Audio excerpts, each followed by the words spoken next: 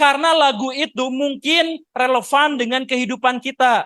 Kitanya lagi mencintai seseorang, menginginkan seseorang, tapi dia nunjauh di sana dan kita terbatas. Ada lagu yang berhubungan dengan itu, langsung hafal karena relevan. Jadi saya ngobrol sama Pak Rocky Gerung, ikut berbicara dengan Pak Rocky Gerung. Sayanya jadi oposisi pemerintah. Nah, setelah Musa Al-Hadi meninggal, digantikan oleh Harun Al-Rashid. Nah, milih yang pinter tapi anak selir, atau milih yang agak nakal tapi anak permaisuri?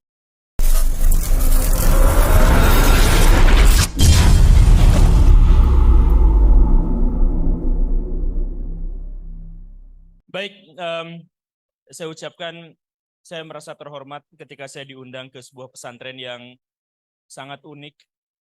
Tadi saya ngobrol dengan Bapak Kepala. Ini di sini harusnya bukan pesantren, tapi ini malah pesantren. Ini ada jalan besar di tengah-tengah kota, tapi di sini ada pesantren, luar biasa. Tapi kalau tadi di sini tuh namanya mahasantri, kalau di luar mahasiswa, di sini mahasantri. Jadi ustadznya di sini maha ustadz ya. Maha kiai. Luar biasa ya.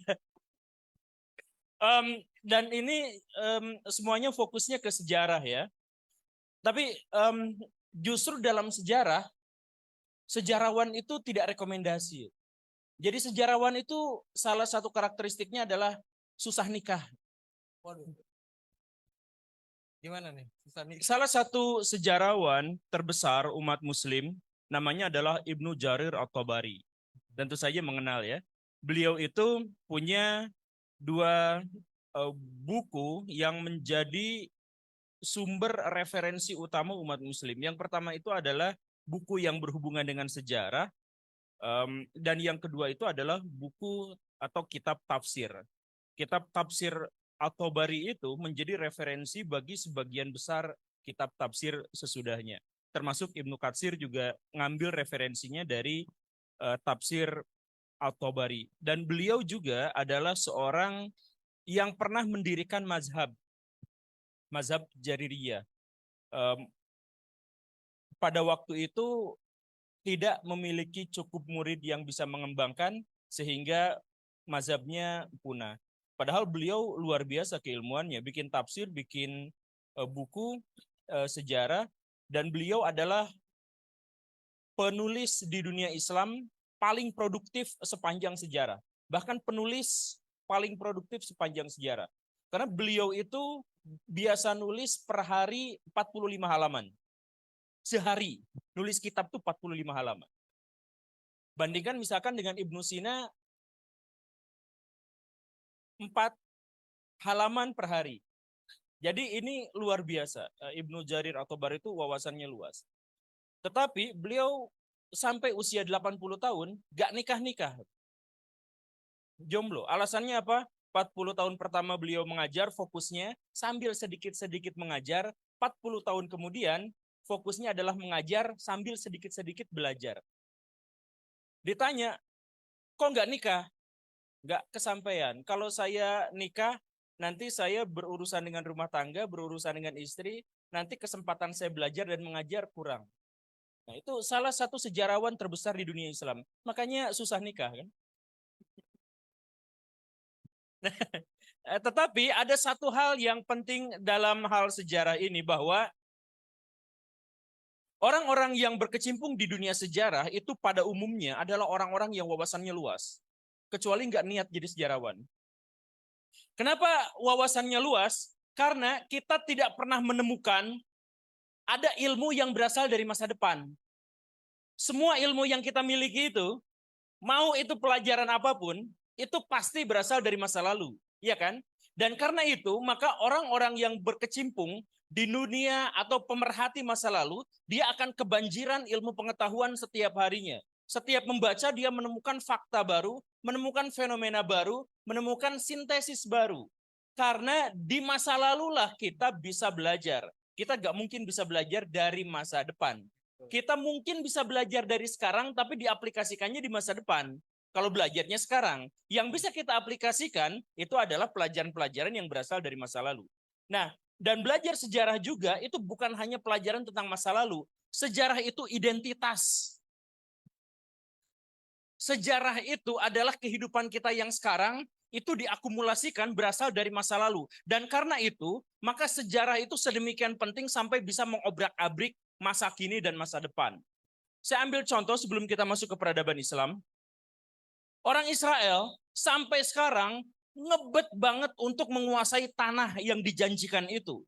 Padahal kalau misalkan kita melihat tanah itu tidak lagi layak untuk didirikannya Israel di sana. Tahu ya, di Timur Tengah itu mayoritas wilayah Muslim. Di kanan, kiri, utara, selatan itu semuanya Muslim. Israel itu. Kok berani-beraninya dia ada di situ? Waktu tahun 46, Inggris itu kan menguasai wilayah situ. Inggris itu menaklukkan Turki Utsmani, kemudian wilayah itu menjadi protektorat Inggris, wilayah yang sekarang namanya Levan, ada Jordania, ada Lebanon, ada Israel, ada Palestina, ada Suriah. Nah, wilayah itu semuanya adalah wilayah milik Inggris. Kemudian orang-orang Inggris heran karena banyak orang-orang Israel berdatangan ke sana sebagai pengungsi. Kemudian membesar. Kemudian minta agar tanah itu diberikan kepada orang-orang Israel. Orang Inggris komplain, protes. Orang Israel, jangan saya dong, Guru. Oh, jangan. Ya nggak apa-apa, Musa itu orang Israel. Oh. Bangsa Israel itu mulia, banyak nabi-nabinya di sana. Oke. Oke.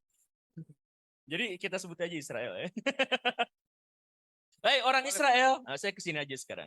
Kesini. Hei orang Israel, kamu gak layak tinggal di sini.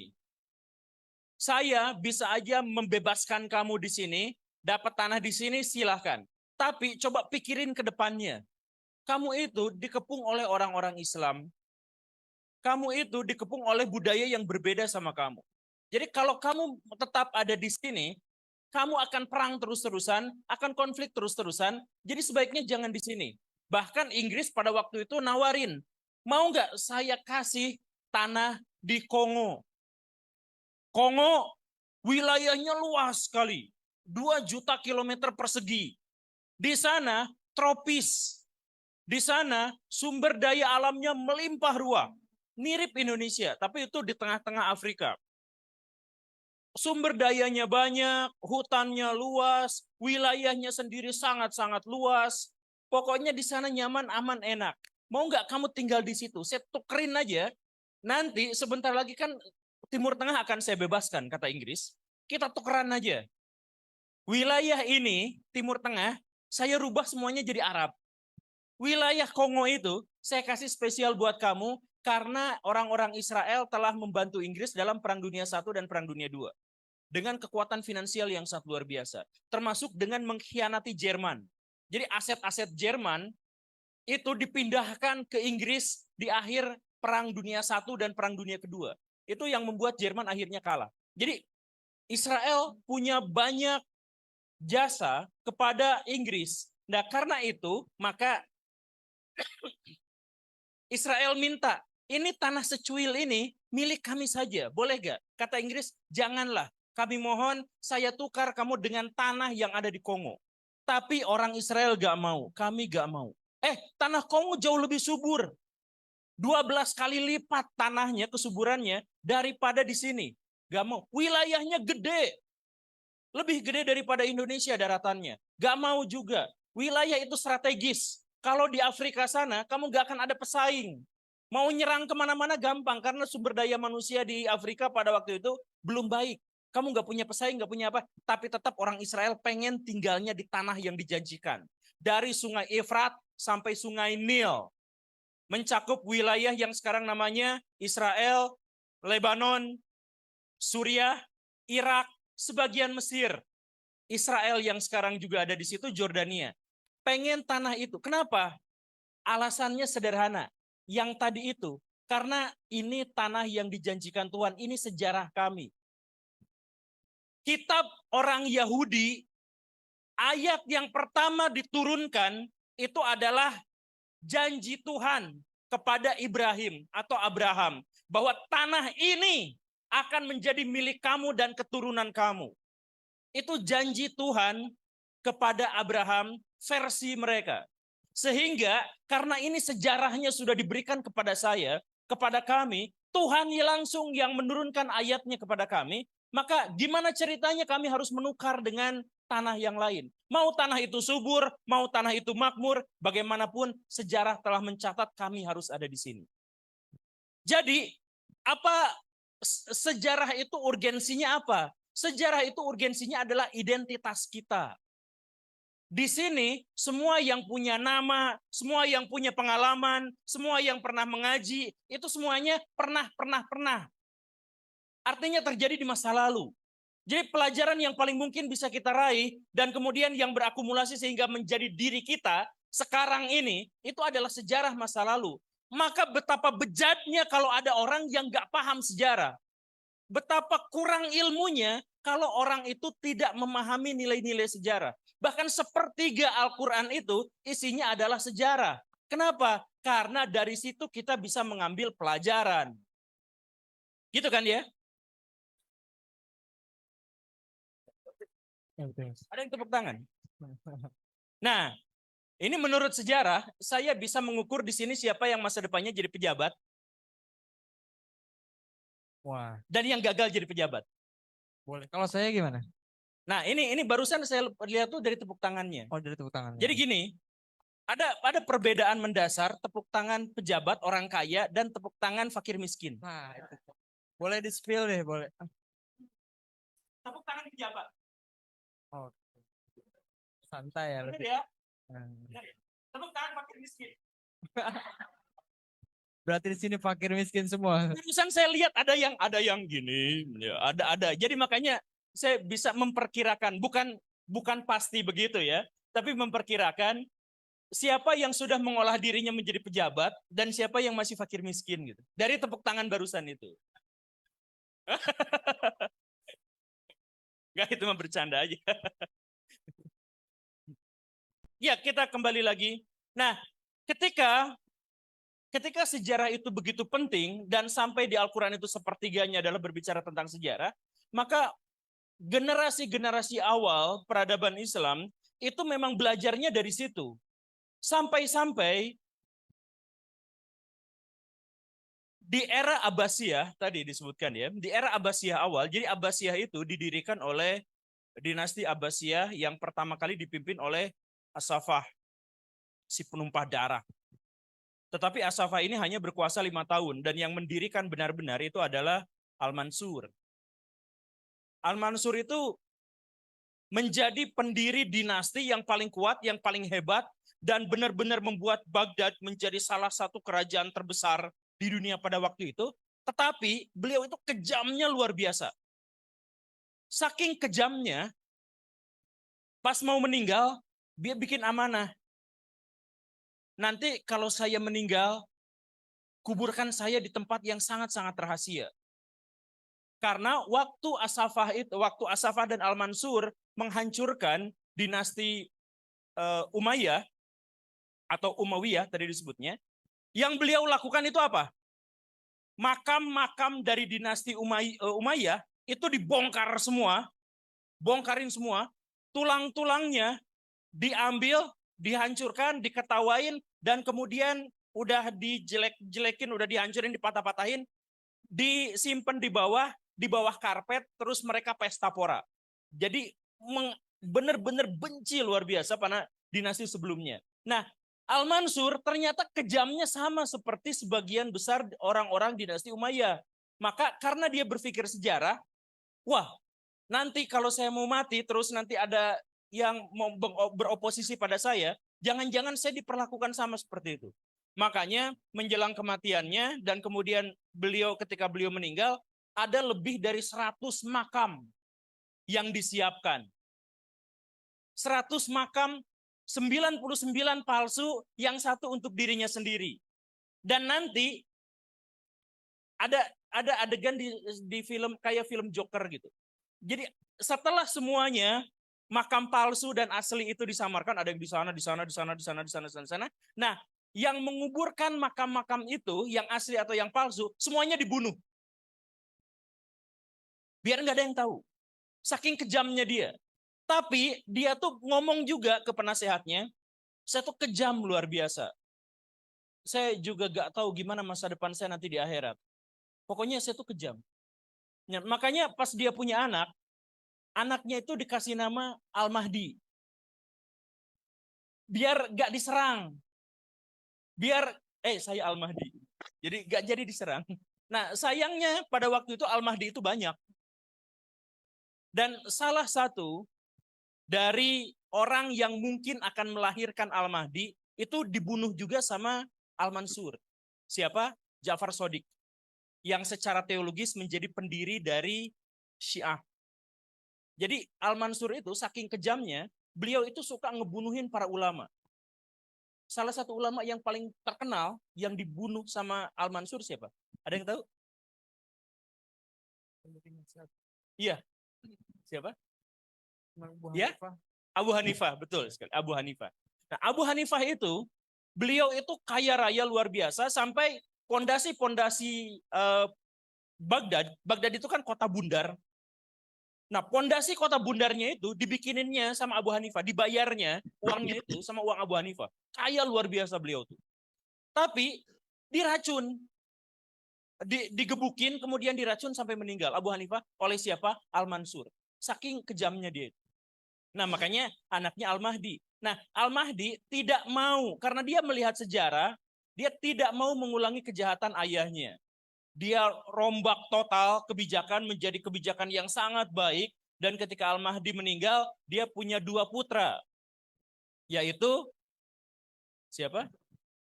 Musa Al-Hadi dan Harun Al-Rashid. 2 orang itu. Nah, di masa pemerintahan Al-Hadi yang berkuasa selama 10 tahun, apa profesi yang paling banyak dikuasai dan dikerjakan oleh penduduk Baghdad? Apa coba? Tukang fotokopi. Tapi fotokopi manual, kan zaman dulu ya. Tukang fotokopi tapi fotokopi manual. Artinya apa? Semua buku, semua cerita, semua kitab dari seluruh bangsa dibawa ke Baghdad, kemudian disalin, dikopi, termasuk kitab-kitab suci agama lain. Salah satu Injil tertua di luar kanonik yang diambil di sana itu adalah Injil Thomas. Diambil, dicopas di situ, dikopi, dan kemudian dipelajari semuanya. Kenapa? Karena orang-orang Baghdad pada waktu itu terobsesi pada cerita-cerita sejarah dari seluruh dunia. Saya sudah mendapatkan sejarah dalam Islam, dan sejarah dalam Islam itu mewajibkan kita untuk belajar sejarah secara keseluruhan. Sampai mufasir-mufasir pada waktu itu menafsirkan kata hikmah, kan di dalam Al-Quran itu sering ada kata Alkitab wal hikmah gitu kan. Itu ada sekitar 20-an ayat yang seperti itu. Nah, Alkitab ditafsirkan sebagai Al-Quran, Al-Hikmah ditafsirkan sebagai kitab-kitab yang berasal dari kebudayaan luar Islam. Makanya disebutkan hikmah itu adalah milik kaum muslimin yang bilang kalau ketemu silahkan diambil. Apa? Siapa itu? Dari Zoom. Kan? Oh, dari Zoom. Jangan marah-marah ya. Nah, jadi mufasir dulu. Aman. Jadi mufasir, jadi keselak saya. Mufasir dulu sampai mengartikan seperti itu hikmah. Jadi apa? Jadi diambil semua ilmu-ilmu peradaban-peradaban dari masa lalu itu sampai akhirnya orang-orang Islam berjaya. Siapa yang pertama kali menjadikan sejarah masa lalu itu sebagai bagian dari tradisi ilmiah? Nah, setelah Musa Al-Hadi meninggal, digantikan oleh Harun Al-Rashid. Nah, inilah yang akhirnya mendirikan sebuah universitas pertama di seluruh dunia. Namanya adalah Raudatul Hikmah. Yang nanti pada masa Al-Ma'mun putranya diganti menjadi Baitul Hikmah. Nah, Raudatul Hikmah itu adalah seluruh buku-buku di luar sana dibawa, diterjemahkan, dipelajari, dihubung-hubungkan dengan Islam. Karena gini, Islam itu, Al-Quran itu isinya bukan hanya ilmu, tapi perintah mencari ilmu. Dan karena itu perintah mencari ilmu, maka kita harus ambil semua ilmu itu. Jadi ketika misalkan kita belajar, ini dalam pikiran Al-Rashid dan sebagainya, jadi kalau kita belajar misalkan matematika, itu adalah ilmu agama. Karena kalau kita belajar matematika, kita bisa menghitung zakat. Belajar matematika, kita bisa bikin gedung.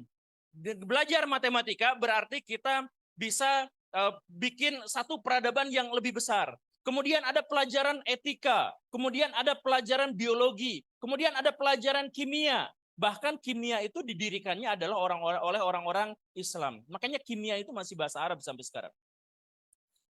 Sampai akhirnya bikin salah satu yang paling terkenal sekarang, alkohol. Alkohol itu kan bahkan itu masih bahasa Arab. Ada alnya. Ada alnya, memang begitu, alkohol. Nah, karena apa? Ya karena semua ilmu itu adalah ilmu agama, semuanya. Jadi gak ada ini ilmu dunia, ini ilmu akhirat, itu gak ada ceritanya. Kan kalau misalkan kita mau melakukan sesuatu, misalkan mau bangun masjid, kan pasti harus pakai ilmu dunia gitu ya. Arsitektur apa segala rupa. Maka arsitektur itu adalah ilmu akhirat.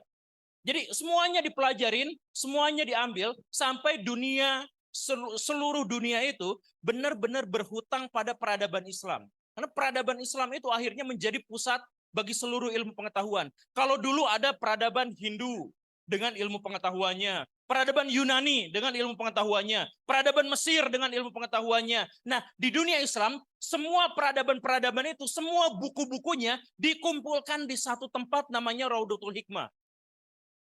Sehingga itu menjadi basis bagi mahasantri-mahasantri di zaman dulu ya. Mahasantri-mahasantri terbesar untuk masuk ke situ. Ketika Al-Rashid kemudian meninggal dan ada 4 tahun masa peperangan, karena Al-Rashid itu, Harun Al-Rashid itu punya ini masalah sama seperti raja-raja di seluruh dunia di zaman kuno. Istrinya banyak. Oke. Ketika beliau mau meninggal, dia harus mewariskan tahta. Ke siapa ya? Ada anak permaisuri, tapi jahat. Suka foya-foya. Namanya Al-Amin. Ada anak dari Selir, tapi pinter sekali. Pembelajar. Orang Mu'tazilah. Namanya Al-Ma'mun. Nah, milih yang pinter tapi anak Selir, atau milih yang agak nakal tapi anak permaisuri? Milih yang mana? Karena waktu bukan monarki kan ya, Iya, tidak bisa diturunkan langsung ke anak istri yang pertama dan anak yang tertua. iya. Berarti bebas memilih kan waktu Dia itu. bebas memilih. Nah, Mending jadi milih yang mana kalau ini? Oh, ini belum pernah poligami, jadi belum. enggak lah Masih ditanya. jauh ya, Mas. Nah, jadi ini seperti di tanah Jawa itu ada kejadian yang sama. Erlangga punya anak 2, ya kan? Siapa? Mapanji Garasakan yang selir sama satu lagi. Nah, Al-Ma'mun juga Al-Mansur Harun Al-Rashid juga sama seperti itu. Akhirnya punya anak 2, ya udah bagi 2 aja. Dari wilayah timur, dari Baghdad ke Khurasan, ke India, Afghanistan dan sebagainya, itu diserahkan kepada Al-Ma'mun. Yang sebelah sini 2 tanah suci sampai Mesir dan sebagainya itu diserahkan kepada Al-Amin. Nah, ini Al-Amin nanti pengen nyaplok semuanya, jadi perang 4 tahun di situ. Perang 4 tahun habis-habisan, terus diganti, akhirnya yang menang itu adalah Al-Ma'mun, yang solehnya tadi itu. Nah, yang soleh itu, maka Raudatul Hikmah dirubah menjadi Baitul Hikmah, di mana yang awalnya hanya perpustakaan dan pusat kajian, dan ada mahasantri di situ kecil-kecilan, berubah total menjadi benar-benar sebuah universitas yang perpustakaan itu hanya bagian darinya. Kalau di masa Harun Al-Rashid itu perpustakaan dan ada bagian kecil universitasnya, kampusnya. Nah, di zaman Al-Ma'mun dibalik. Jadi universitasnya, nah perpustakaannya itu di situ. Jadi itu akhirnya menjadi apa? Menjadi pusat bagi seluruh ilmu pengetahuan. Bahkan ada sebuah kitab Romawi ditulis sama orang-orang Roma. Kitab itu penting. Al-Ma'mun nyuratin ke Raja Romawi. Mohon kiranya buku yang itu salinannya saya minta karena butuh untuk perpustakaan. Sama orang Romawi gak boleh. Ini kitabnya penting sekali buat kami. Ya bisa aja kami gandakan, tapi nanti takut terjadi hal-hal yang tidak diinginkan kalau diserahkan ke orang lain. Al-Ma'mun langsung nantang, kalau nggak dikasihin, benar-benar terjadi hal-hal yang tidak diinginkan. Wah, ini keringetan itu orang Romawi itu. Keringetan. Ya udah dikasihin, dikasih. Bahkan Al-Ma'mun itu adalah khalifah pertama dan terakhir yang masuk ke piramida. Masuk ke piramida beneran, ada jebakannya, ada batu gelundungnya, apa segala rupa, beliau hadapi itu. Saking apanya? Saking sangat mencintai pada ilmu-ilmu. Sangat mencintai, ingin tahu identitas dari sebuah peradaban. Udah ketemu, bawa lagi ke Baghdad, ke Baitul Hikmah. Nah, jadi peradaban Islam dibangun dari apa? Dari kepedulian pada ilmu pengetahuan. Makanya sekarang peradaban Islam hancur, tertinggal. Kita tidak bisa jadi apa-apa sekarang. Kita hanya jadi bangsa penonton saja. Ketika kita misalkan punya handphone, handphonenya bukan buatan Muslim. Ketika kita punya mobil, mobilnya bukan buatan Muslim. Punya pulpen, pulpennya bukan buatan Muslim. Punya peci, coba lihat. Peci saya tulisannya misalkan ya yang dulu Al-Misbah, made in China. Bahkan peci pun ternyata adalah buatan dari sana. Kalaupun ternyata ada yang pecinya, ada yang kerudungnya, bajunya buatan Muslim, mesin-mesin pembuatnya bukan buatan Muslim. Buatan Belgia, buatan Jerman. Iya kan? Nah, kenapa Islam sampai setertinggal ini? Kenapa bahkan pakaian yang kita gunakan pun harus bergantung pada bangsa-bangsa non-Muslim? Karena kita telah kehilangan semangat belajar. Kita telah mengabaikan masa lalu kita. Waktu Baitul Hikmah didirikan, dirubah dari Raudul Hikmah ke Baitul Hikmah, itu di situ ada 500.000 buku. Bukan bukunya ada 500, bukunya jauh lebih banyak. Tapi judulnya yang beda-beda itu 500.000 judul buku yang berbeda. Dari berbagai bangsa.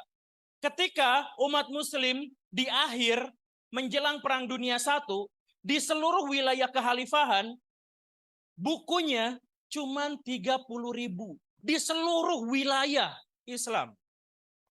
Ingat, coba bayangin. Di zaman Baghdad, satu universitas 500.000 judul. Satu universitas. Di akhirnya, seluruh kekhalifahan cuma punya 30.000. Makanya kalau misalkan sekarang kita mau baca buku yang tadi itu, Ibnu Jarir At-Tabari, itu cetakan pertamanya bukan dari kita, tapi dari Muslim. Kita habis. Kita kehilangan masa lalu kita kehilangan buku-buku kita. Buku yang dari Mu'tazilah sampai sama sekali gak ada yang ada sampai sekarang, udah punah semuanya. Buku-buku yang dari Ikhwanus Safa habis sama sekali. Tahu nggak, Al-Ghazali itu waktu dia bikin Tahafut Al-Falasifah, itu kan konteksnya dia berdebat kan? Berdebat dengan orang-orang Batiniyah, dengan orang-orang Ikhwanus Safa. Ikhwanus Safa itu salah satunya itu didirikan oleh muridnya Al-Farabi. Nah, kita tahu, kita baca bukunya Tahafut Al-Falasifah, tetapi kita gak tahu buku yang menjadi latar itu. Karena semuanya sudah punah. Jadi kita tuh pada akhirnya terlena pada kegemilangan, kegemerlapan, terlena pada hal-hal yang membuat kita nyaman, akhirnya kita tidak belajar lagi. Peradaban Islam sejak saat itu runtuh. Peradaban Islam sejak saat itu hancur. Ketika apa? Ketika semakin sedikit ada orang-orang yang menjadi pembelajar. Semakin banyak orang yang leha-leha, semakin banyak orang yang berfoya-foya. Maka di sini ketika saya diundang sebagai pembicara di tengah-tengah orang yang katanya belajar sejarah, mahasantri dari orang-orang Islam, saya minta semuanya di sini, mari kita sama-sama kuatkan kembali tekad kita sebagai pembelajar. Sebagai orang yang benar-benar akan menerbitkan masa depan yang cerah, karena kita saat ini sedang belajar sejarah. Luar biasa. Kita lanjut di diskusi ya. Oke, baik-baik. Menarik sekali memang nih dari pemateri kita Guru Gembul, kita membahas kalau kita di masa kejayaan hanya leha-leha saja, hanya diam-diam saja, lama-lama kita buta akan sejarah kita, kemudian kejayaan kita terpuruk ya. Dan ini akan langsung ke sesi diskusi saja ya supaya interaktif dan waktunya juga cukup. Kita buka sesi, saya akan membuka sesi pertanyaan. Bismillahirrahmanirrahim. Assalamualaikum warahmatullahi wabarakatuh. Waalaikumsalam Waalaikumsalam. warahmatullahi wabarakatuh. Baik, sebelumnya perkenalkan nama saya Anang Wiyoga dari semester 5.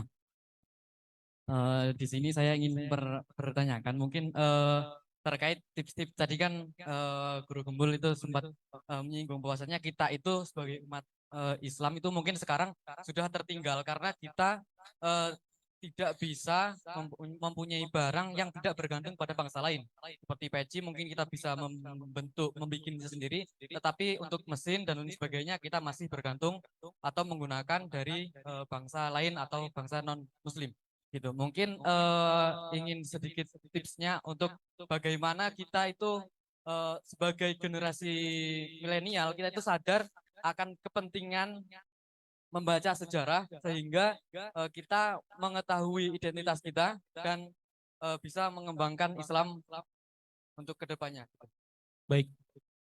Langsung dijawab atau dikumpulin dulu? Tidak bertanya. Oh. Ya boleh langsung aja. Kumpulin dulu. Langsung saya jawab.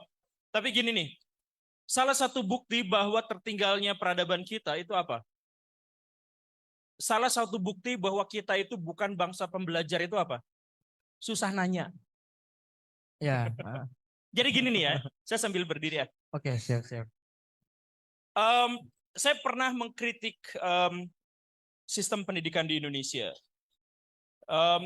Kritikan saya itu berpusat pada begini nih.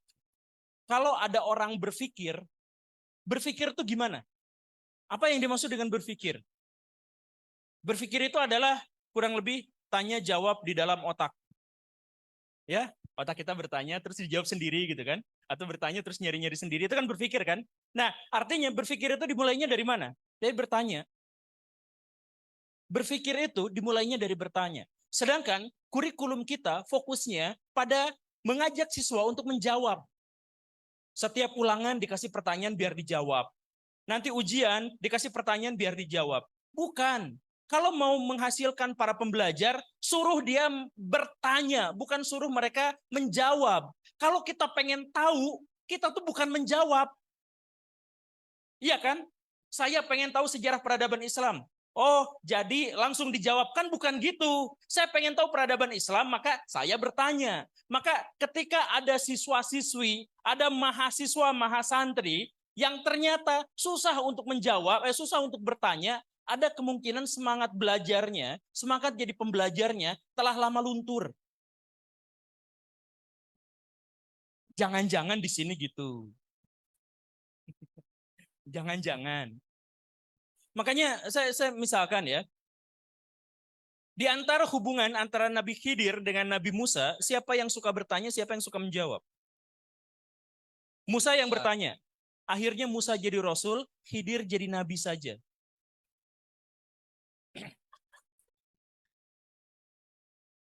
Iya kan? Nah, jadi yang fokusnya itu adalah bertanya. Mari kita kuatkan keinginan kita untuk bertanya. Karena dari pertanyaan itulah akhirnya muncul masalah-masalah. Dari situ bisa kita selesaikan. Jadi pertanyaan dari Akang tadi yang pertama tuh, gimana tipsnya untuk belajar sejarah gitu ya? Atau gimana tadi? Tips untuk belajar sejarah.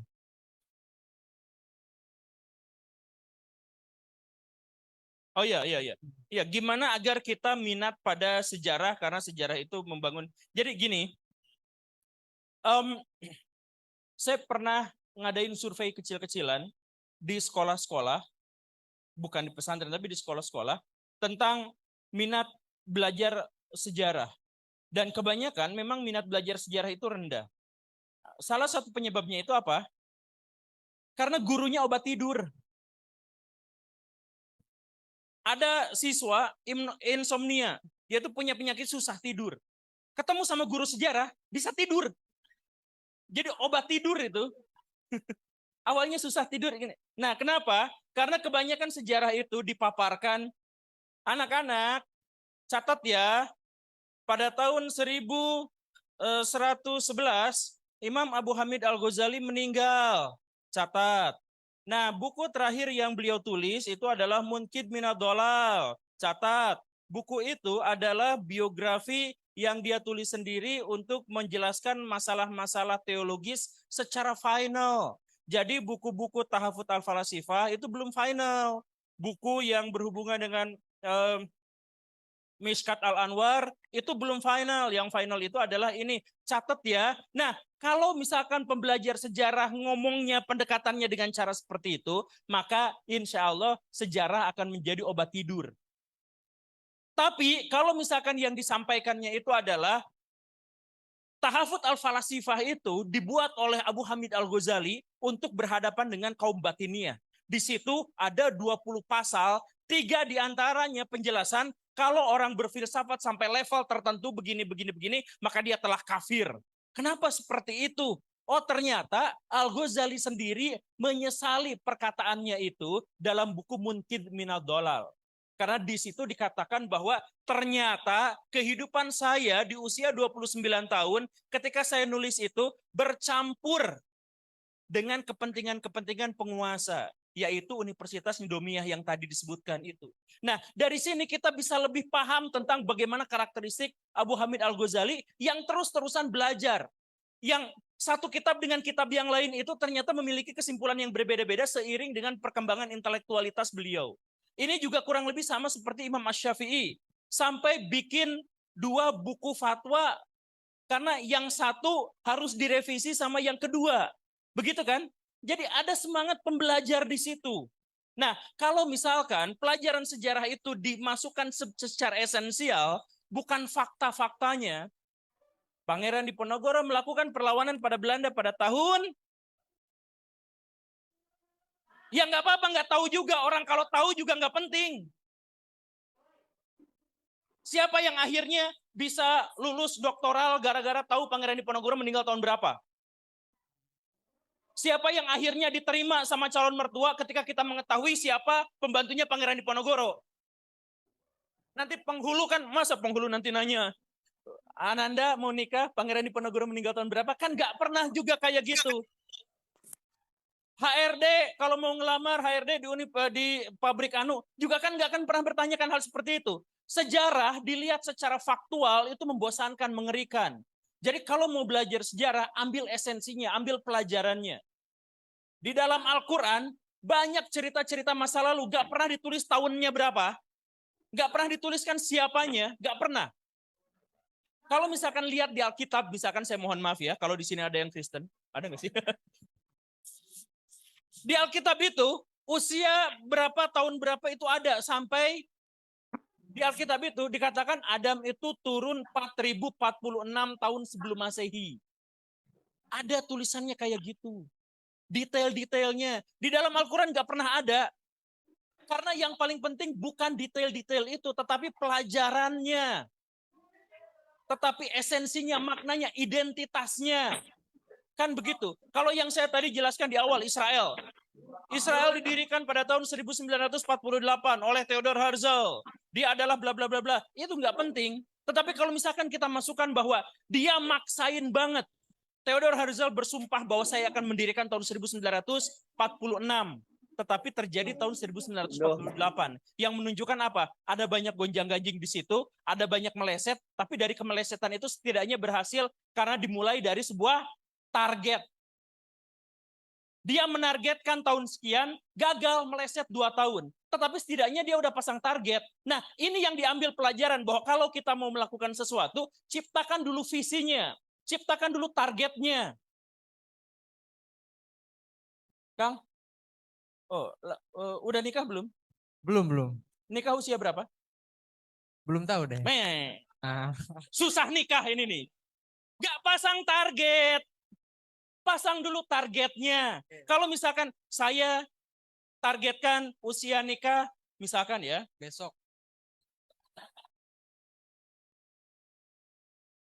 Target. Bentar. Besok, bentar. Saya targetkan nikah saya usia 30 tahun misalkan. Maka sebelum itu dia akan fokus mengejar maisyahnya dulu. Saya harus punya rumah pribadi dulu, mobil pribadi dulu, apa pribadi dulu, ATM apa segala rupa sudah lengkap. Setelah itu saya ngelamar. Berarti target itu harus kita upayakan agar kita termotivasi untuk bergerak ke situ. Kalau misalkan nikah kapan?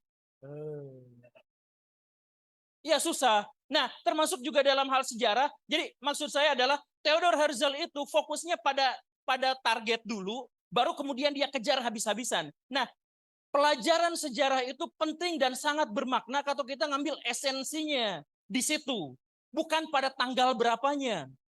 Nah, kalau misalkan Akang Teteh semua yang ada di sini mau belajar sejarah, mari kita belajar sejarah seperti yang diajarkan Al-Quran. Gak fokus pada tanggal, gak fokus pada fakta, tapi fokus pada pelajaran apa yang bisa diambil dari sana. Insya Allah kalau sudah begitu, maka kita akan menikmati pelajaran sejarah karena itu relate dengan kehidupan kita. Saya pernah bilang nggak, saya sampaikan di podcast besar, saya tuh pikun, saya tuh pelupa. Manajer saya tuh tahu banget betapa pelupanya saya. Saya bikin jadwal mengiyahkan ini besoknya, loh saya mengiyahkan ya? Masa sih? Makanya jadi manajer saya tuh menderita. Saya tuh pelupa banget, saya pelupa. Tapi bagaimana ceritanya saya bisa belajar sejarah? Karena saya nggak fokus pada fakta-fakta. Saya fokus pada esensi dari pembelajaran itu. Dari situ saya bisa menemukan fakta-fakta yang lebih besar. Semoga bisa dipahami. Boleh tepuk tangan dulu. Pertanyaannya boleh ini langsung ke intinya. Bismillahirrahmanirrahim. Izin bertanya kepada Guru Gembul. mohon maaf. Jadi kan ada salah satu ilmuwan mengatakan bahwa De Jangkung mengatakan bahwa ketika kamu ingin menghancurkan suatu peradaban, maka hilangkan sejarah dari kaum mudanya. Untuk itu berarti kan pada saat ini, yang kejadian saat ini, kenapa banyak orang yang tidak tertarik untuk memajukan peradaban Islam? Karena urgensi yang terjadi pada masa ini memang tidak ada minat dari seseorang untuk melakukan mencari tahu tentang peradaban Islam seperti halnya Al-Amin pada tahun Abbasiyah gitu. Menurut Guru Guntur Guru Gembul. Guru Gembul ini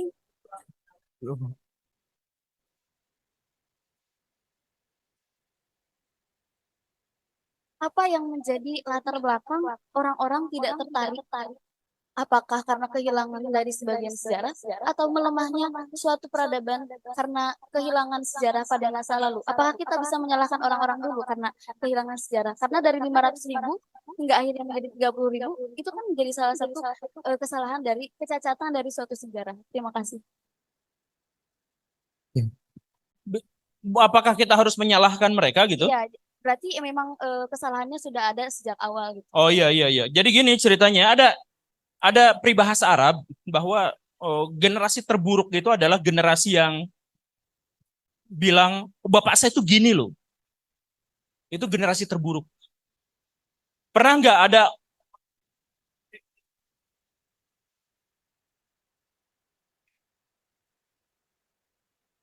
Makasih. Tapi ini juga perintahkan saya.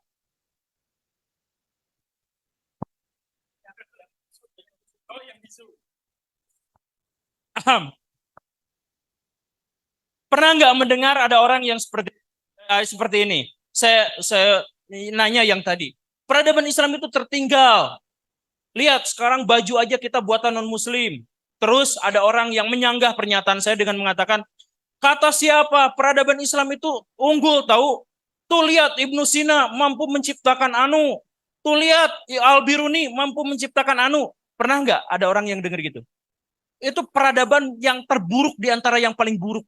Generasi terburuk dari yang terburuk.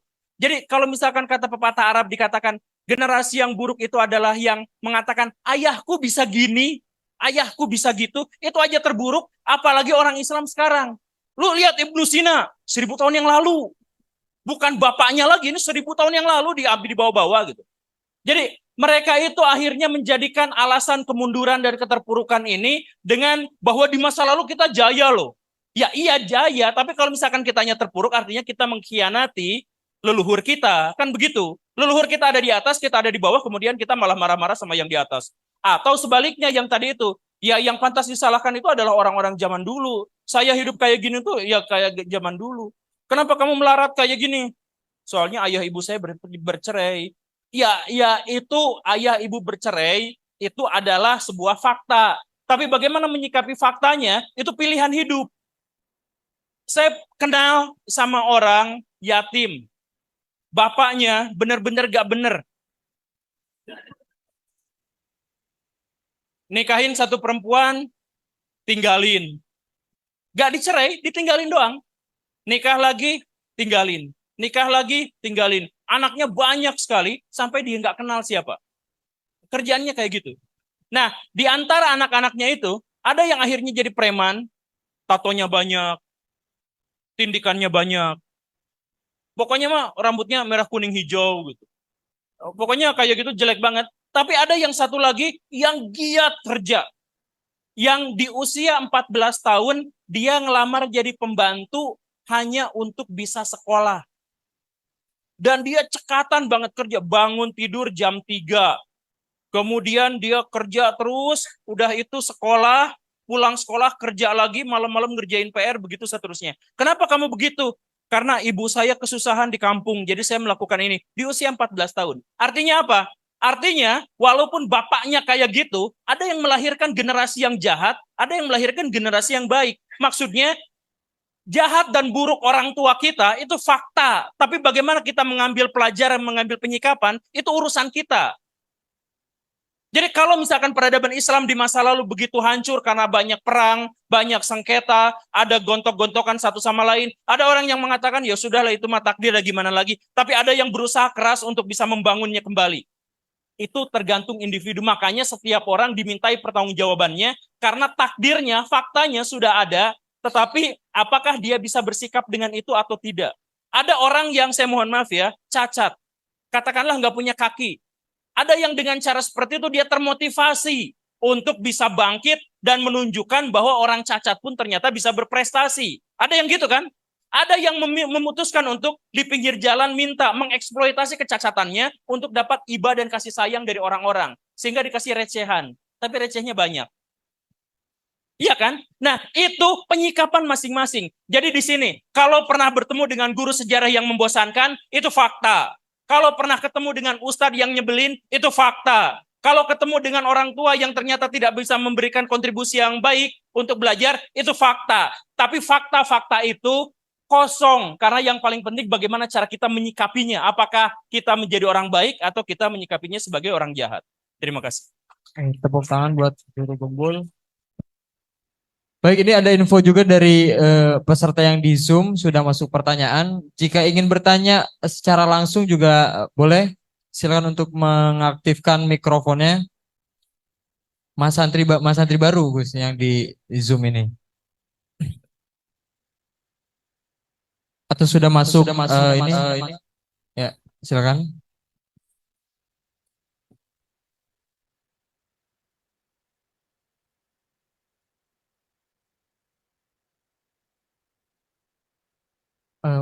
Mohon maaf, panitia boleh langsung dibacakan saja ininya, pertanyaannya.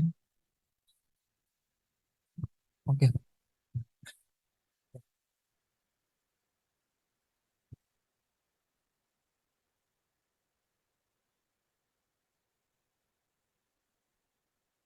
Oke, ini ada pertanyaan dari Maba 23 ya namanya.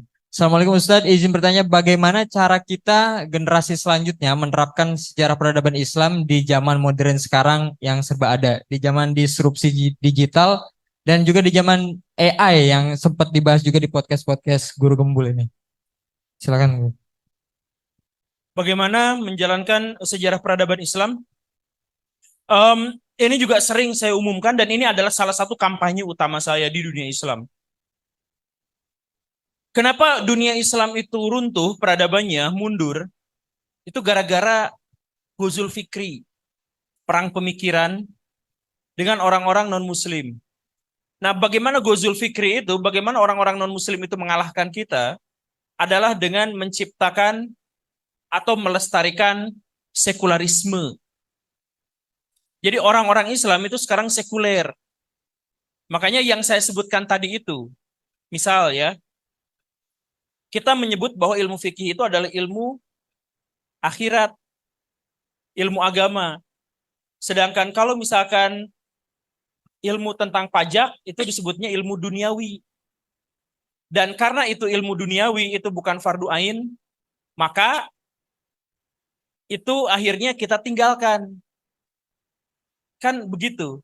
Karena itu fardu kifayah saja, maka itu kita tinggalkan, toh sudah ada. Akhirnya apa? Peradaban Islam mundur. Ilmu psikologi kita nggak ngerti. Kalau ilmu psikologi nggak ngerti, akhirnya apa? Dakwah kita kalah. Dakwah kita hancur. Saya ketemu sama orang-orang Katolik. Saya ketemu sama orang-orang Kristen. Mereka tuh kalau mau dakwah, menyebarkan ajaran Kristen, itu ilmu psikologinya tuh habis-habisan dipelajari. Sehingga mereka sekarang di Indonesia perkembangannya paling pesat. Di Cina perkembangannya paling pesat. Sedangkan kaum muslimin perkembangannya pesat juga, tapi bukan dari dakwah. Dari jumlah anak yang dilahirkan. Nah, kenapa umat Islam tertinggal? Karena dakwahnya tidak pakai psikologi. Tapi ya udah aja menyebarkan, kita nggak ngerti gimana caranya. Kita nggak ngerti gimana cara ngobrol sama orang yang asing, yang kemudian dia lagi kebingungan cari apa, kita nggak ngerti apa-apa soal itu. Karena apa? Karena psikologi dianggap sebagai ilmu dunia. Di situ. Padahal di kitab Arisalah itu, Imam Syafi'i, ada yang pernah baca? Pernah ya? Sekelumit doang. Sekelumit doang. Pernah baca kitab Arisalah ya? Arisalah ini Ari benar. Beda-beda itu. Beda ya. Nah, di kitab Arisalah itu Imam Syafi'i itu bilang, saya nulis kitab ini, kitab Arisalah ini, agar orang-orang yang bekerja mencari nafkah tidak harus mendalami agama dari awal. Ngerti nggak? Saya nulis kitab ini agar orang-orang yang bekerja tidak belajar Islam secara dalam terlalu awal. Jadi maksudnya apa? Maksudnya Arisalah ini adalah kitab duniawi. Fardu kifayah. Karena ketika Imam Syafi'i sudah menuliskannya, maka yang lain silahkan bekerja aja. Gitu. Karena apa? Karena di masa itu gak ada pembedaan ilmu dunia itu adalah fardu kifayah, ilmu akhirat itu adalah fardu ain.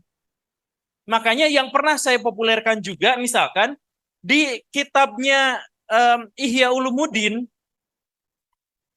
pernah baca ya? Pernah baca.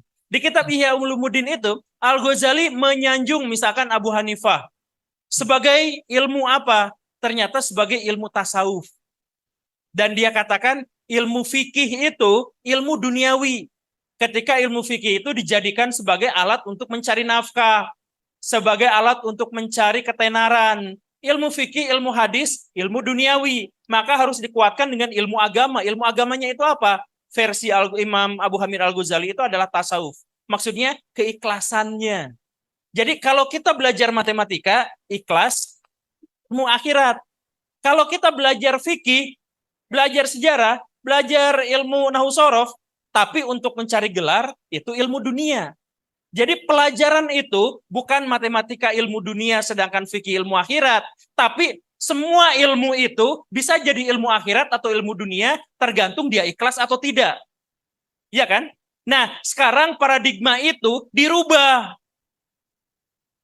Ilmu kimia yang jelas-jelas berasal dari peradaban Islam sekarang dikatakan sebagai ilmu dunia. Akhirnya apa? Kimia kita tidak bisa mengajar bangsa barat. Akhirnya apa? Akhirnya kalau kita sakit, kita harus dikasih obat yang berasal dari racikan orang-orang non-muslim. Pernah ada kejadian, orang Indonesia jamaah haji beribu-ribu jumlahnya mau ibadah ke Masjidil Haram. Tapi harus disuntik babi dulu. Suntik meningitis. Karena di sana ada virus apa. Kemudian kalau kita harus ke sana, maka harus suntik vaksin. Vaksinnya menggunakan alat-alat yang terpaksa ada babinya. Terus MUI mengeluarkan fatwa bahwa ini darurat. Pakai aja. Sebenarnya bukan darurat. Sebenarnya seandainya Muslim jago di dunia farmasi, kita nggak usah ketergantungan pada buatan barat. Tapi karena kita ketinggalan farmasinya, kita darurat terpaksa mau ke haji. Kita sebelumnya di Indonesia baik-baik aja, nggak pernah 1 gram pun babi masuk ke tubuh kita. Pas mau haji, ironis sekali kan? Pas mau haji, kita justru malah masukkan babi ke dalam tubuh kita. Kenapa?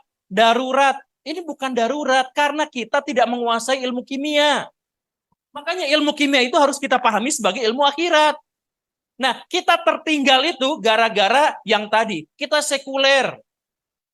Coba ambil itu bukunya Al-Ghazali itu, yang Ihya Ulumuddin itu, bukan untuk dihafal. Pahami isinya. Itu kan nasihat dari Al-Ghazali itu seperti itu kan. Jadi ilmu matematika, ilmu itu bisa jadi dunia atau akhirat tergantung keikhlasan kita. Karena fokus dari ilmu itu adalah tasawufnya. Kan ketika Al-Ghazali nulis itu adalah beliau sebagai sufi ya. Kan fokusnya itu adalah tasawufnya. Fokusnya adalah dirinya, dalamnya, ikhlas atau tidaknya, bersabar atau tidaknya, takwa atau tidaknya, begitu. Nah, jadi inilah alasan kenapa peradaban Islam itu tertinggal. Karena kita mengabaikan ilmu-ilmu yang kita sebut sebagai ilmu duniawi. Akhirnya kita tidak belajar apa-apa dan akhirnya kita ketergantungan sama bangsa lain. Terima kasih. Ya, boleh tepuk tangan dulu guru Gembul.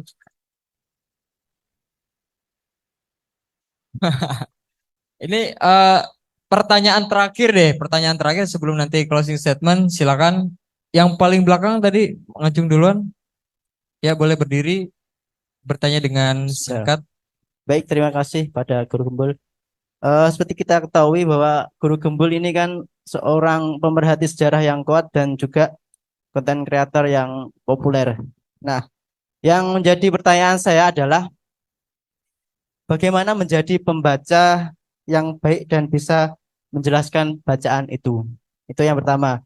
Kemudian kedua adalah bagaimana memunculkan keingintahuan yang kuat dalam diri kita sehingga kita dapat menguasai beberapa ilmu dan juga tentunya sejarah. Baik, terima kasih. Sekian, Assalamualaikum warahmatullahi wabarakatuh. Waalaikumsalam warahmatullahi wabarakatuh. Boleh silakan langsung. Ya, ini nyambung ya pertanyaannya dari tadi tuh nyambung semuanya. Tapi bagaimana caranya agar kita suka sama pelajaran sejarah dan bagaimana cara kita menyampaikannya dan apa tadi? Lupa ya. Cara menarasikannya kan biasanya ini juga jadi keresahan kita nih, Guru. Kadang-kadang kan kita cara belajarnya, cara memahamkan dan cara membahasakan kepada audiensnya supaya jelas itu kita bingung kadang-kadang. Oke. Baik, gini. Bagaimana caranya agar kita bisa untuk belajar sejarah, tertarik pada pelajaran sejarah atau tertarik pada pelajaran-pelajaran secara umum gitu kan ya? Kurang lebih pertanyaannya begitu. Nah, gini nih. Kalau ada orang yang belajar tapi dia dipaksa, maka dia tidak akan bisa mendapatkan ilmu itu. Karena dia dipaksa. Bagaimana cara tahu kita dipaksa atau tidak? Pernah nggak gini? Baca 1 halaman, lupa 2 halaman. Sering.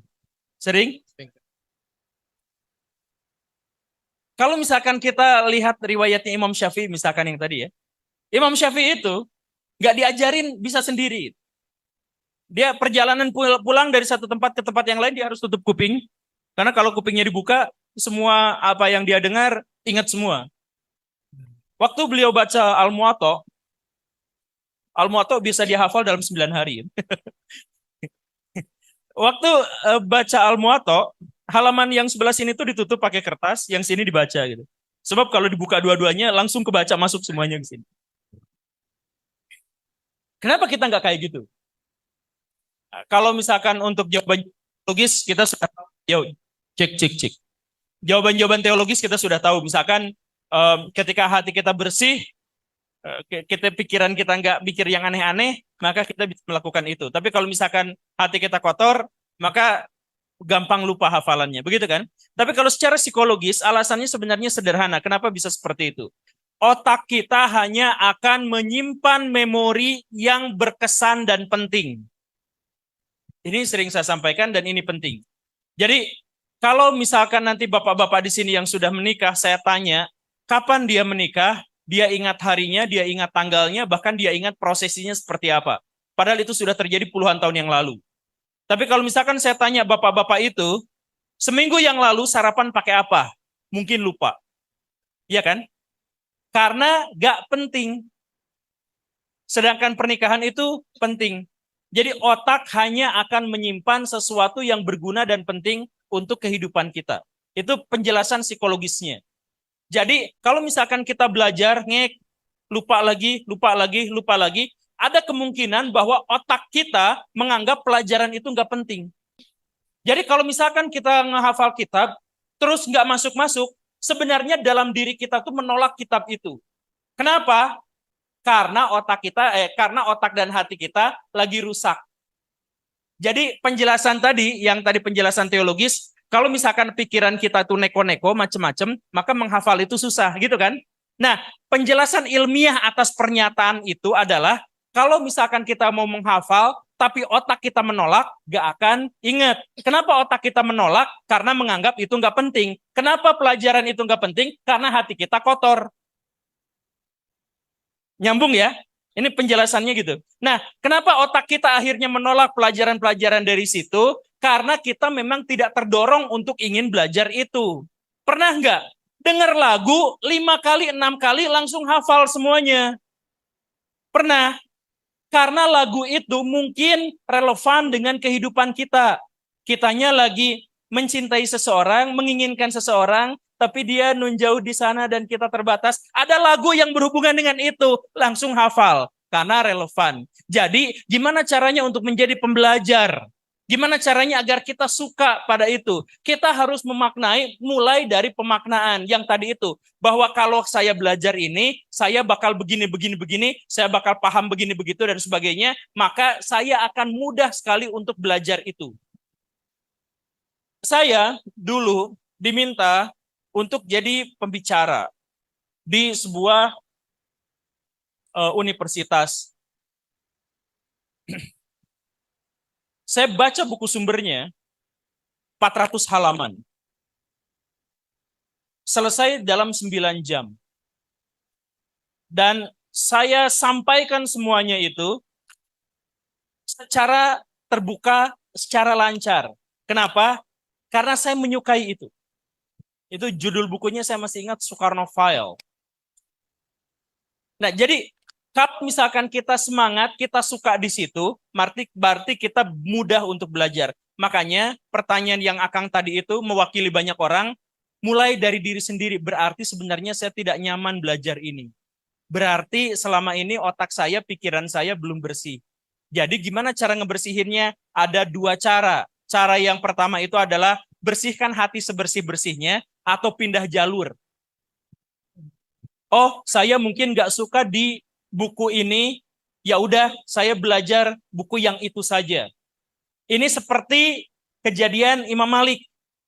Imam Malik waktu kecilnya itu apa? Profesinya penyanyi. Imam Malik itu ganteng kan? Suaranya bagus. Dan sama ibunya disuruh jadi penyanyi.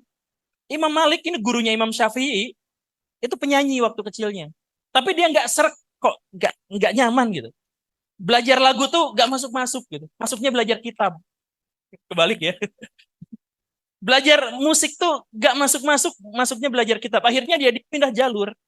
Jadi seorang ulama, nggak jadi masalah. Jadi di sini, kalau misalkan saya kok nggak nyambung-nyambung sama buku yang ini, cobain yang lain, coba yang lain. Kalau memang semuanya nggak nyambung, nggak nerap, berarti masalahnya ada di hati, ada di otak yang tadi. Semoga bisa dipahami ya. Ya, terima kasih Guru Gembul. Saya juga jadi penasaran nih, Pak Guru Gembul. Terkait tadi kan banyak sekali disampaikan tentang cara mengatasi kebosanan belajar sejarah, kemudian tips-tips juga disampaikan juga. Saya penasaran, Guru Gembul ini kan podcast di beberapa YouTube juga membahas pendidikan, sejarah, agama, politik, ekonomi dan lain sebagainya. Nah, tadi sempat dibahas peradaban Islam mundur karena kita ini hanya jadi penonton saja, hanya jadi pasar saja karena terjebak romantisme masa lalu gitu. Karena tidak mau belajar sejarah lagi. Nah, Guru Gembul sendiri punya tips gak yang dilakukan Guru Gembul sendiri atau ritual kah atau apakah tadi bilang pikun tapi ternyata materinya banyak banget tuh dari mulai ekonomi dikuasai sehingga berhubung gitu. Apa yang dilakukan Guru Gembul selama ini? Ya. Mistika atau ilmiah kah? Saya punya ilmu laduni. Waduh. Langsung dari Enggak, tapi memang jujur. Jadi waktu saya mau ke sini pun, saya tadi di perjalanan saya nggak tahu mau kemana, dan sampai akhir tadi ketemu sama Bapak itu, saya masih nanya, sekarang temanya apa sih? Eh, itu manajer saya tuh udah berkali-kali ngirim ini temanya, ini temanya, ini temanya, tapi nggak, entah kenapa saya tuh selalu lupa di situ gitu. Tapi lah, kenapa sekarang saya bisa berbicara yang seperti ini? Kemudian kenapa saya bisa bahas politik, bahas apa? Saya di podcastnya politik kayak Pak Mas Jupre gitu. Itu bahasnya politik, saya nyamar ngaku-ngaku jadi PDIP gitu. Saya saya ngobrol sama Pak Rocky Gerung, ikut berbicara dengan Pak Rocky Gerung. Sayanya jadi oposisi pemerintah. Jadi nimpalin beliau gitu. Sekarang saya di sini di pesantren NU. Sebelumnya saya di Persis, sebelumnya lagi di Universitas Muhammadiyah. Itu bunglon itu saya tuh. Ganti gonta-ganti. Ya sebenarnya bukan gonta-ganti, karena dari semua pelajaran, dari semua pengetahuan dan pemahaman itu, kan esensinya cuma satu. Jadi kalau misalkan saya berbicara di depan orang NU, di depan orang Persis Muhammadiyah, ya gak apa-apa, itu kan esensinya adalah Islam. Itu kan cuma perbedaan organisasi aja. Saya pernah ngobrol dan menjadi pembicara di komunitas orang-orang Kristen, di komunitas orang-orang Buddha, ya di sana saya nyamar jadi Buddha. Saya ngobrol sama orang-orang ateis, ya udah saya nggak ateis tapi. Nah, kenapa bisa seperti itu? Gimana tipsnya? Nah, tipsnya adalah jangan pernah pakai tips. Jangan pernah pakai tips. Setiap orang itu unik, spesifik. Teteh yang tadi nanya itu, kalau ngomong, tangannya joget terus. Kenapa seperti itu? Karena otaknya bergerak lebih cepat daripada bibirnya. Jadi ketika otak banyak banget pengen keluar, jadi ibaratnya ember gede, tekanannya besar, tapi selangnya kecil. Ininya juga kecil, kerannya juga kecil. Jadi dia berusaha untuk keluar sambil keluar di bibirnya, sambil tangannya gini. Jadi, nah kalau saya ditanya sama dia tipsnya bagaimana, saya sampaikan kamu harus belajar jadi pembicara, bukan jadi pembelajar. Karena apa? Karena otaknya udah penuh, penyampaiannya udah banyak, tapi cara ngomongnya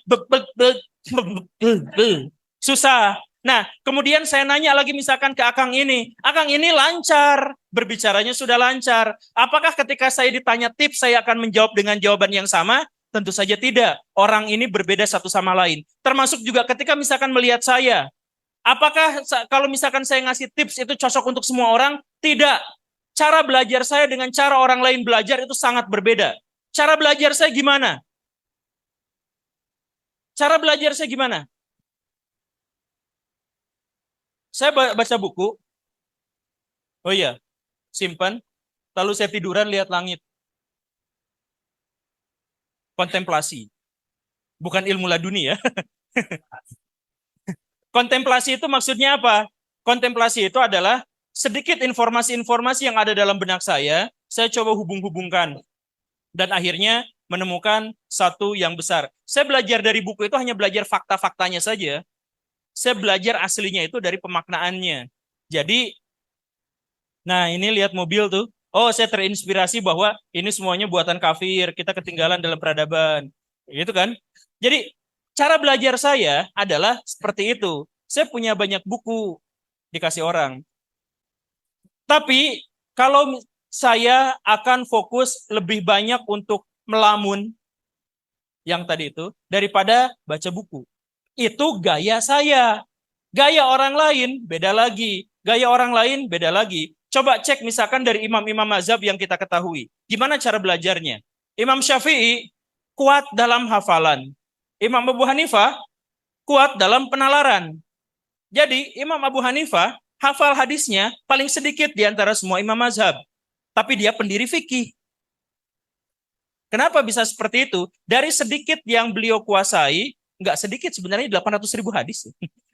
Cuma di antara imam mazhab itu yang paling sedikit. Gitu. Nah, dari sedikit yang dia kuasai itu, dia menalar. Makanya disebutnya sebagai ahlu ro'yu. Iya kan? Nah, sedangkan misalkan Ahmad bin Hambal, penalarannya sedikit. Tapi hadisnya hafal 2 juta. Jadi kalau ditanya, dia nggak nalar. Ditanya, dia langsung keluarin hadis, keluarin hadis, keluarin hadis. Imam Abu Hanifah, ada hadisnya. Oh, maksudnya gini, maksudnya gini, maksudnya gini. Mana di antara mereka yang lebih mulia? Sama-sama mulia. Tidak ada di antara mereka yang lebih baik karena mereka belajar sesuai dengan kapasitasnya. Ketemu sama sahabat Nabi, Ibnu Umar. Nabi jalan. Ada pohon. Terus muter sekali di situ, di pohon itu.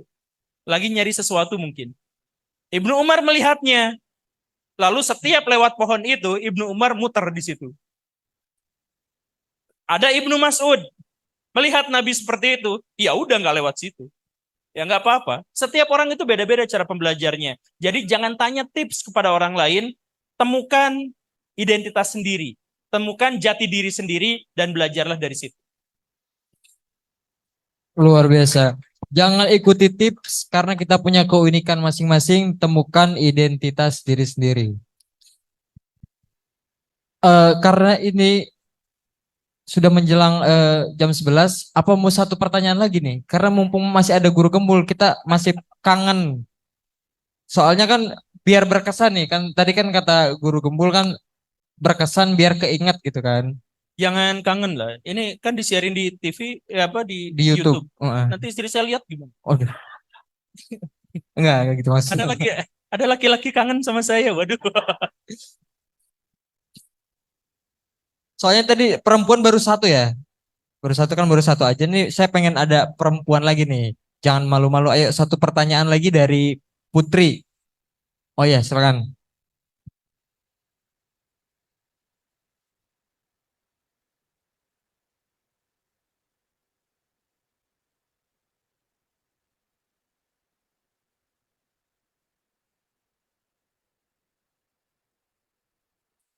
Bismillahirrahmanirrahim. Assalamualaikum warahmatullahi wabarakatuh. Allahu wabarakatuh. Maaf sebelumnya izinkan saya memperkenalkan diri. Nama saya Robiah dari semester 5. Izin bertanya kepada Guru Gembul. Di sini saya ingin menanyakan bagaimana mengemas sejarah Islam agar lebih menarik untuk dipelajari dan disebarluaskan. Dikarenakan kebanyakan metode yang diajarkan pada anak-anak biasanya itu sangat membosankan. Seperti yang kita ketahui bahwa kita belajar misalnya di SD terus lanjut ke MTSN, itu biasanya yang berkaitan dengan sejarah yang dibahas pasti pertanyaan tentang bagaimana tahun kelahiran misalnya atau sejarah perkembangan di daerah mana seperti itu, Guru. Sekian, terima kasih. Sama ya? Ya, mengemas tentang metode ini. Tentang metode mengajar ya. Penyampaian ya. Oh, ini mau jadi guru sejarah? Oh, insya Allah mau jadi guru sejarah. Amin. Oke. Coba berdiri sekali lagi. Coba berdiri sekali lagi. Jelaskan sejarah dalam waktu setengah menit. Oke, salah. Langsung disuruh. Nah, kesalahannya terletak pada pas disuruh, oke salah, langsung duduk lagi. Jadi gini nih, teman-teman yang ada di sini, kalau misalkan pertanyaannya di sini semuanya yang saya lihat tadi, yang saya dengar tadi, semuanya pertanyaannya serupa, yaitu bagaimana. Pertanyaan bagaimana itu adalah salah satu pertanyaan teknis. Dan pertanyaan bagaimana itu tidak akan bisa habis kalau orang belum bisa menjawab mengapa. Jadi kalau pertanyaan mengapanya udah selesai, maka dia pasti bisa menjawab semua pertanyaan bagaimana. Jadi tips pertama untuk orang di sini kalau memang mau tips, biasakan untuk mengajukan pertanyaan mengapa. Termasuk dalam konteks ini adalah ngapain kita ngajar sejarah.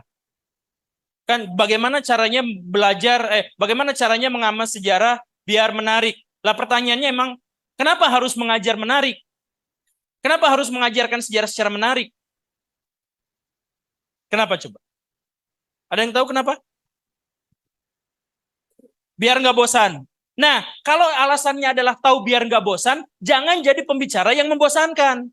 Selesai masalahnya kan? Artinya, kalau misalkan semua pertanyaan bagaimana itu hanya muncul ketika kita gagal untuk menjawab pertanyaan mengapa. Kalau pertanyaan mengapanya sudah selesai, maka tidak mungkin ada pertanyaan bagaimana. Ya, kenapa kita harus mengajarkan sejarah yang menarik? Karena biar tidak membosankan. Kan itu jawabannya. Nah, gimana caranya supaya tidak membosankan? Gimana caranya supaya tidak membosankan? Balik lagi ke yang saya bilang tadi itu, bahwa belajar sejarah itu akan sangat membosankan kalau kita fokus pada faktual, pada fakta-fakta. Jadi yang harus kita kemukakan itu adalah pelajaran yang paling relate untuk kehidupan kita sehari-hari. Kalau misalkan sekarang kita ceritakan, 17 Agustus tahun 45 proklamasi kemerdekaan dilaksanakan bla bla bla bla bla bla, itu kan di masa lalu. Kalau misalkan kita pikirkan dengan realitas hari ini, bahwa apakah kita layak sekarang untuk mengatakan bahwa kita itu merdeka? Secara politis kita merdeka karena kita sekarang ada negara namanya Indonesia. Tapi apakah kita benar-benar merdeka? Bagian terbesar dari keuntungan yang dimiliki oleh Indonesia itu lebih dari 50%-nya dinikmati asing. Kurang dari setengah atau katakanlah sepertiga yang masuk ke Indonesia, 50%-nya dikuasai oleh mafia. Sisanya sedikit lagi dikuasai oleh para pejabat korup. Sisanya sedikit lagi itu diserahkan kepada masyarakat. Makanya ketika misalkan Indonesia sekarang mendapatkan pendapatan yang sangat luar biasa, karena sumber daya alam yang sangat luar biasa, kita tetap miskin. Kenapa? Karena bagian terbesar dari keuntungannya dimiliki oleh asing dan kemudian pejabat korup dan oleh mafia. Misalkan, kalau saya katakan seperti itu, kan itu akhirnya apa? Membangun kesadaran anak-anak kita bahwa kita harus berjuang. Coba bayangkan misalkan begini, Indonesia punya kilang minyak cuma 7 biji. 7. Dan di antara 7 kilang minyak itu, hampir semua hasil peninggalan Belanda. Kita nggak bisa bikin sendiri. Kita bikin sendiri yang terbaru di era Pak Jokowi. Dibikinin sama Cina juga. Akhirnya apa? Kalau kita mau beli minyak, kita ngebor. Minyaknya ada di Indonesia. Ngebor minyaknya di Indonesia, jual ke Singapura. 3.000 perak seliter. Sama Singapura, jual lagi ke Indonesia. 12.000 seliter. Bukan. 15.000 seliter. Sama Singapura dijual ke Indonesia 15.000 seliter. Kita jualnya ke sana 3.000. Udah gitu, apa yang terjadi? 15.000 kan kalau dikasihin ke rakyat, rakyatnya demo. Jadi pemerintah belinya 15.000 seliter, sama pemerintah dijual 10.000 seliter. Setiap 1 liternya nombok 5.000. Artinya apa? Kita double rugi. Hanya gara-gara apa? Gara-gara kita nggak punya kilang sendiri. Kenapa kita nggak punya kilang sendiri? Gara-gara kita nggak membuatnya. Kenapa kita nggak membuatnya? Kita bodoh. Nah, dalam konteks ini, bisakah kita mencapai kemerdekaan kita? Tidak. Selama kita bodoh, tidak mungkin kita lepas dari kemerdekaan. Tidak mungkin kita lepas dari penjajahan. Mustahil. Ya udah, kita nggak akan jual ke Singapura. Bikin olah sendiri di sini. Bisa nggak? Nggak bisa. Karena nggak bisa itu kenapa? Bodoh. Akhirnya apa? Ketergantungan kita pada Singapura sebagai salah satu negara terkecil di dunia dimulai dari kebodohan kita. Kalau misalkan kita berbicara tentang sejarah dalam konteks kekinian, kemerdekaan, kita bukan loncat-loncat di dalam karung. Kita bukan ngegigitin kerupuk yang tergantung. Kita berbicara tentang kedaulatan bangsa saat ini. Nah, kalau saya ceramah seperti itu, kan itu bermakna. Itu esensial. Itu terkait dengan kemerdekaan sebuah bangsa. Bukan saya menceritakan tentang masa lalu Pangeran Diponegoro melakukan perlawanan pada Belanda. Iya kan? Belajar sejarah itu, camkan, fokuskan pada realitas hari ini agar relate. Agar si otak kita sadar bahwa kita membutuhkan materi-materi itu. Bukan materi-materi masa lalu yang kita tahu atau tidak tahunya gak akan berpengaruh. Oke? Pembelajaran sejarah itu fokuskan pada apa yang terjadi saat ini. Terima kasih. Oke. Terima kasih atas jawabannya, Guru Gembul. Artinya kita berdialektik. Akhirnya kita tuh berpikir. Yang paling penting dari kita itu bukan belajarnya, tapi berpikirnya.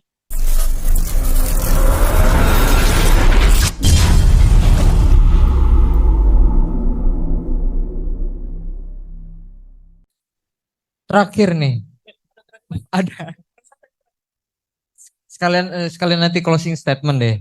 Saya mau penasaran nih, kan dari tadi tips segala macam udah dijawab, tips pembelajaran, tips pengemasan, metode dan penyampaian segala macam. Kenapa Guru Gembul hasil pemahamannya diupload ke YouTube, diupload ke mana-mana? Kadang bukan ngupload pemahaman aja, tapi ngupload keresahannya, ngupload bola liar sehingga jadi perbincangan gitu.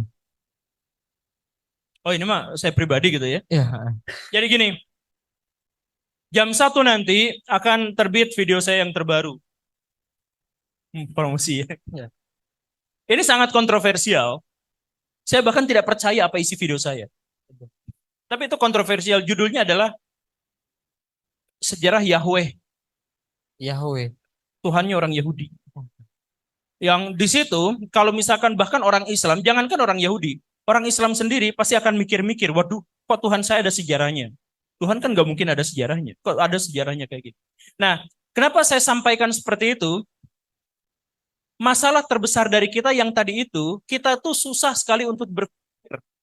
Jadi, konten saya itu temanya cuma dua. Yang pertama ilmu pengetahuan, yang kedua etika. Dan saya tidak jadi masalah kalau saya harus berantem dengan pihak lain, berdialektika dengan pihak lain. Karena dari situ kita menambah wawasan walaupun endingnya itu beda-beda. Jadi misalkan gini, saya ketemu dengan orang ateis. Sering, saya tuh diskusi dengan mereka tuh habis-habisan. Saya juga sekarang tergabung dengan komunitas filosof yang sebagian besar juga ateis. Atau setidaknya tidak mau beragama secara formal. Jadi kalau ditanya kamu agamanya apa? Gak usah ditanya lah itu mau. Nah, kayak gitulah. Pak Rocky sendiri, Pak Rocky Gerung juga ateis. Kan? Agnostik. Om. Oh iya, agnostik lah apalah. Coki Pardede itu ateis. Teman saya semua itu ateis semua gimana nih? Nah, tapi saya belajar dari mereka, saya melihat dari mereka, ternyata apa? Ternyata mau orang menjadi sangat beragama, mau orang menjadi sangat taat, mau orang menjadi sangat ateis, itu latarnya ternyata bukan gara-gara intelektualitas mereka. Tetapi gara-gara dorongan pribadi aja, hasrat aja. Saya bertemu dengan orang-orang yang sangat ateis gitu, katakanlah dia ekstrim apa segala rupa, tapi tidak didasarkan pada penalaran logika. Banyak di antara mereka yang saya ateis itu adalah gara-gara melihat orang-orang beragama itu kacau. Orang beragama tapi kotor.